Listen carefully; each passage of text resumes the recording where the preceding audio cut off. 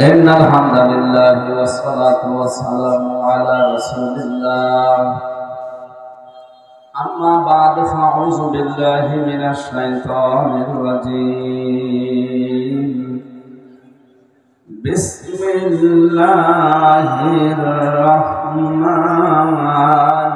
الرحيم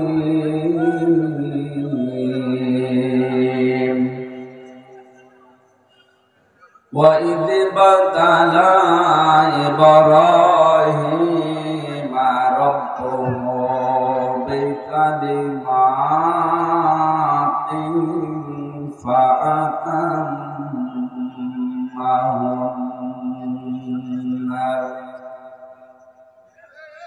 قال إني جاعلك للناس إماما قال ومن ذريتي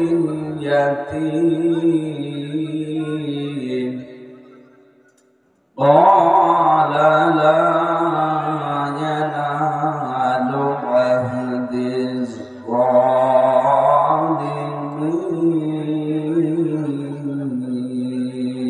الظالمين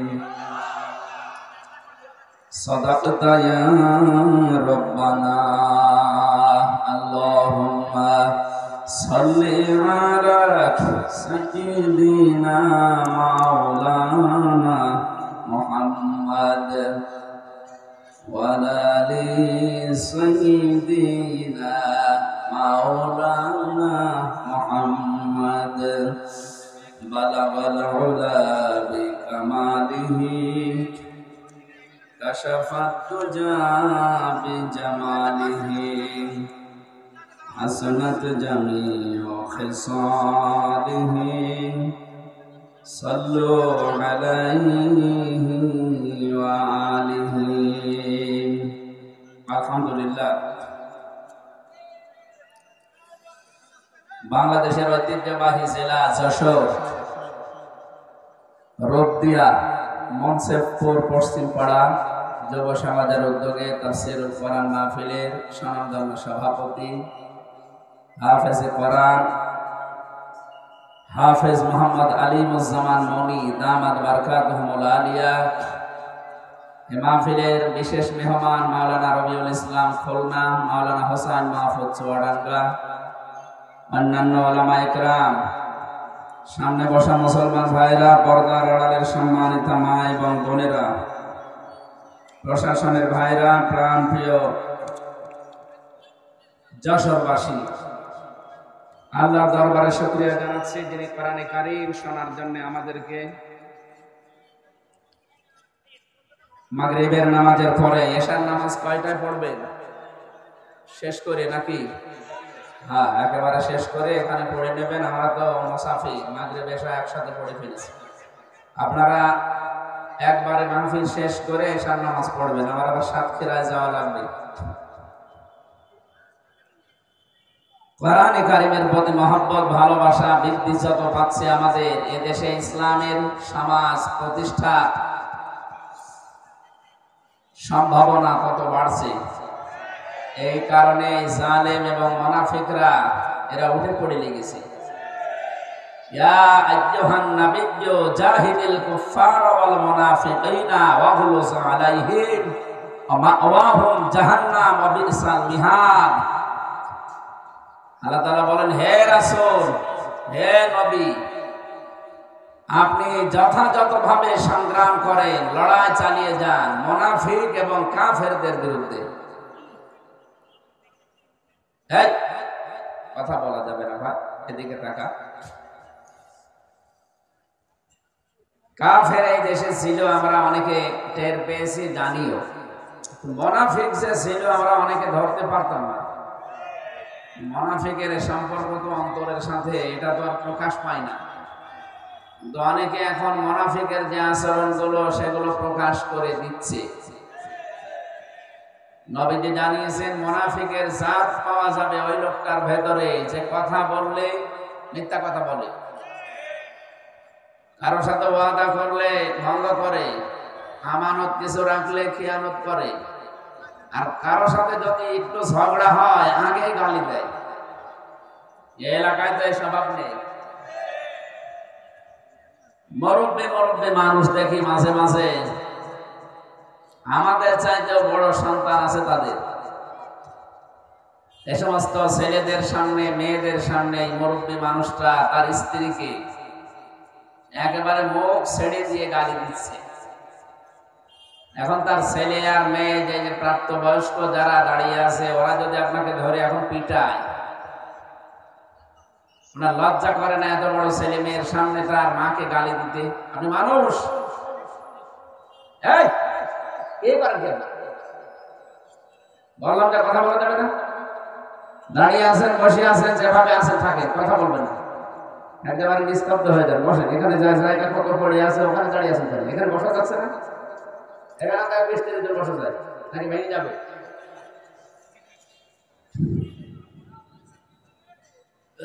এদিক থেকে যেন আওয়াজ না আসে। ভাই আমি হাতে পায়ে ধরে বলছি, কথা বলবেন না।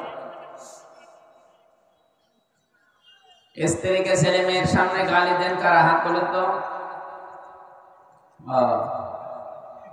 আমার মনে হয় এটা এখানে বলা ঠিক হইল না। এই এলাকায় এরকম মানুষ নেই, আলহামদুলিল্লাহ। মা বোনেরা পর্দার আড়ালে বসে আছে, তারা কিন্তু জানে আপনি গালি দেন কিনা। যদি দিয়ে থাকেন, মনে করবেন যে আপনার ভেতরে মুনাফিকের জার্ম আছে। এই জার্ম দূর করার জন্য এখনই সময়। কারণ মুনাফিক হয়ে যদি কেউ মারা যায়, ও জাহান্নামে যাবে, একেবারে নিচে যাবে। অন্তত অন্য কিছু হয়ে মারা গেলেও তো জাহান্নামের উপরে থাকতে পারতাম। এজন্য আশা করছি আমাদের যার ভেতরে রোগ আছে, আল্লাহ যেন আমাদেরকে এক্ষুনি বাঁচার তৌফিক দেন। বলেন আমিন। এজন্য এই একজন আজানের জবাব দিয়ে দেন তো, একজন দিয়ে দেন, আদায় হয়ে যাবে। অনেক মানুষ আমরা দেখতে পাচ্ছি এদেশে কাফের, মুনাফিক যে নাম বলা হয়, দিন দিন কোরআনের প্রতি আকর্ষণ বাড়ছে, আর এদের শত্রুতাও বিভিন্ন কায়দায় রূপ নিচ্ছে। আল্লাহ পাক জানিয়েছেন, ইযা জাআ নাসরুল্লাহি ওয়াল ফাত ওয়া রাআইতান নাসা ইয়াদখুলুনা ফি দীনিল্লাহি আফওয়াজা। যখন আসবে আল্লাহর সাহায্য, তখন আপনি বিজয় দেখতে পাবেন। এই 54 বছর চলছে এই দেশটা স্বাধীন হওয়া, আল্লাহর সাহায্য আমরা পাইনি, এজন্য বিজয়ও দেখতে পাইনি। জুলুমের মাত্রা যখন একেবারে পরিপূর্ণ হয়ে গেছে, আল্লাহ তখন মনে হয় সাহায্য পাঠিয়েছে, আর আমরা বিজয়ও হালকা পাতলা দেখতে পেয়েছি। বিজয় যদি কোনো এলাকায় ইসলামের হয়, তার ভেতরে অন্যতম নিদর্শন এই, আপনি বুঝবেন যে এইটা পেলে বিজয় আসতেছে। ওয়ারাআইতান নাসা ইয়াদখুলুনা ফি দীনিল্লাহি আফওয়াজা, দলে দলে পালে পালে মানুষ ইসলামে প্রবেশ করবে। প্রশ্ন আসতে পারে, এতদিন ইসলামে ছিল না? আরে ভাই, নামে ছিল। 96% মুসলমান দেশে, আমরা অনেকে নামে আছি। কিসে আছি? নামে। ওই মুসলমানি দেওয়া আছে শুধু, অথবা আদমশুমারিতে আছে, ভোটার আইডি কার্ডে আছে, এই এতটুকু পর্যন্ত ছিল। কিন্তু ইসলাম বুঝে, ইসলাম বোঝার পরে মানুষ ইসলামে দলে দলে পালে পালে আসে। এই নিদর্শন এই 54 বছরে আমরা পাইনি, এখন যেটা দেখতে পাচ্ছি। আপনি আগস্টের 5 তারিখের আগের জরিপ দেখবেন, ইন্টারন্যাশনাল জরিপগুলো, সর্বোচ্চ 100 জনের 15 জন মানুষ চাইতো এ দেশে ইসলাম কায়েম হোক, কোরআনের বিধান চালু হোক। মাত্র 100 জনের 15 জন। অথচ এই 5 মাসের ব্যবধানে এই দেশে এখন 100 জনের 58 জন মানুষ চাচ্ছে এ দেশে কোরআনের বিধান কায়েম হোক। 5 মাসে কি বেড়েছে না কমেছে? কত বেড়েছে আপনি টের পাচ্ছেন? কোরআনের এই আয়াতটা যে 100% সত্য, এটা তার প্রমাণ। দিন যত যাবে আপনি দেখবেন দলে দলে মানুষ ইসলামে আসবে। আন্তর্জাতিক কিছু চাপ আছে, এগুলো যদি আমরা কাটিয়ে উঠতে পারি আমাদের ঈমান এবং আমলের উপরে ভিত্তি করে, আল্লাহর ওয়াদা, আল্লাহ এই দেশে ইসলাম কায়েম করে দেবে ইনশাআল্লাহ। ওয়া'দাল্লাহুল্লাযীনা আমানু মিনকুম ওয়া আমিলুস সালিহাত লা ইস্তাখলিফান্নাহুম ফিল আরদ কামা ইস্তাখলাফাল্লাযীনা মিন ক্বাবলিহিম। আল্লাহ তাআলা বলেন আমি ওয়াদা করলাম। বলেন তো ওয়াদা কার? এটা তো মিথ্যা হওয়ার সম্ভাবনা আছে। হ্যাঁ, আল্লাহ বলেন ইন্নাল্লাহা লা ইউখলিফুল মিআদ। আমি যদি কোনো ওয়াদা করি কখনো ওটা ভঙ্গ করি না। সরাসরি ওয়াদা করছেন কে? আরো জোরে। আল্লাহ বলেন আমি আল্লাহ নিজে ওয়াদাল্লাহ, আমি নিজে ওয়াদা করছি। আল্লাযীনা আমানু মিনকুম, তোমাদের ভেতরে যারা ঈমান আনবে, ওয়া আমিলুস সালিহাত, আর এই দাবি অনুযায়ী যারা আমলে সালেহ নেক কাজ করবে। আমি এই যে আকিজ গ্রুপের মাহফিল ছিল কিছুদিন আগে, এখানে আমলে সালেহের প্রতি একটা ছোট্ট ব্যাখ্যা দিয়েছিলাম। আমলে সালেহ বলতে আমরা অনেকেই মনে করি নামাজ, রোজা, দান, সাদকা, দাড়ি রাখা, এগুলো আমলে সালেহ, ভালো কাজ। আরে ভাই, সালেহ শব্দের শাব্দিক অর্থ হচ্ছে যোগ্য। সালেহ মানে কি? এটা কিন্তু রেকর্ড হচ্ছে, সারা দুনিয়া যাবে কালকে। এখানে আমার সামনে মাত্র এই 10,000 মানুষ না, এখন 18 কোটি মানুষ আমার সামনে বসে আছে। যশোরের নাম হয়তো এই রূপদিয়া, যশোর হয়তো বাংলাদেশে চেনে, রূপদিয়া অনেকেই চেনে না। কিন্তু কোরআনে কারিমের অনুষ্ঠানের কারণে কালকে তামাম দুনিয়ায় জানবে যে যশোরে রূপদিয়া বলে একটা জায়গা আছে। আল্লাহর কোরআন যেমন প্রচারিত, রূপদিয়াও প্রচারিত হয়ে যাবে ইনশাআল্লাহ। কি বুঝলে? সালেহ মানে শুধু নামাজ, রোজা, হজ আর যাকাত না, শুধু জিকির আজকার না, নামাজের পরে শুধু মিষ্টি খাওয়া, এটাই সালেহ না। সালেহ মানে যোগ্য। সালেহ মানে কি? যারা ঈমান আনার পরে যোগ্য হয়ে গড়ে উঠবে। আল্লাহ বলেন আমি ওয়াদা করলাম তাদের সাথে, লা ইস্তাখলিফান্নাহুম ফিল আরদ। লামে তাকিদ নুনে সাকিলা, এখানে আলেম যারা আছে তারা জানে, দুইবার গ্যারান্টি দিচ্ছেন। আল্লাহ বলেন আমি গ্যারান্টি দিয়ে বললাম জমিনের শাসন ক্ষমতা তাদেরকে দিয়ে দেব।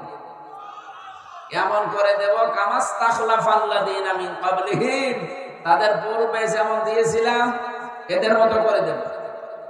আমাদের পূর্বে যারা ঈমান এনেছিল, ঈমানের উপরে টিকে ছিল, আপনি তাকান তাদের দিকে।